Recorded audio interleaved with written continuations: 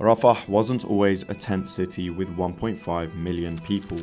Rafah is the southernmost city of the Gaza Strip, which borders Egypt's Sinai Peninsula. But what was it actually like before the war? Rafah was a series of small towns and camps with some rich farmlands and a fishing industry that had only 250,000 residents before the war. Rafah was known in the rest of Gaza for having a very strong community-oriented feeling. Houses were open to guests and the camps and neighborhoods felt like a big family, which ended up playing a key role during this war. We spoke to Aya, who used to live in Rafah. Rafah itself is a very low-key town, يعني هادية جدا, not a lot happens. So the community of Rafah is a very tight-knit community. I believe most of the families who live in Rafah are actually refugees from the 1948 Nakba, if I'm not mistaken. And I believe it's the same situation in Khan Yunis. Everybody knows everybody because the families go way back, and most of the families are like related in a way, somehow, some way.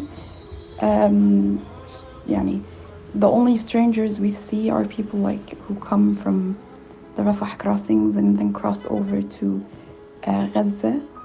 So it's a pretty low-key, cozy town, or it was. And what people used to do for fun is the sea.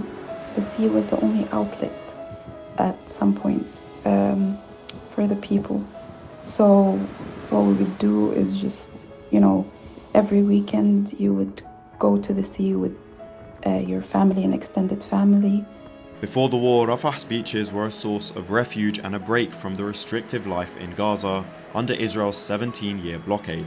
Whilst Rafah's camps were densely populated, the surrounding areas were mostly empty agricultural lands and greenhouses.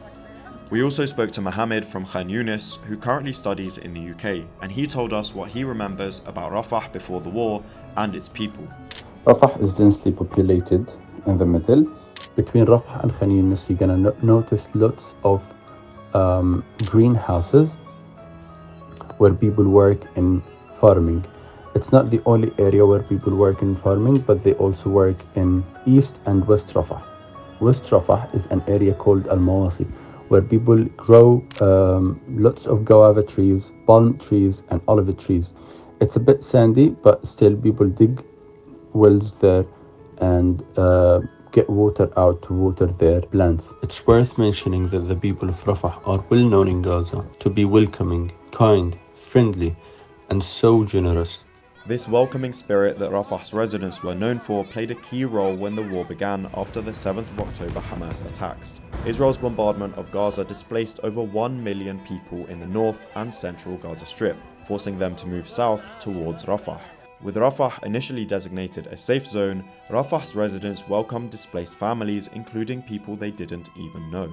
However, as Netanyahu has vowed to invade Rafah with or without a hostage deal, concerns arise over mass civilian casualties from any Israeli military operation in Rafah.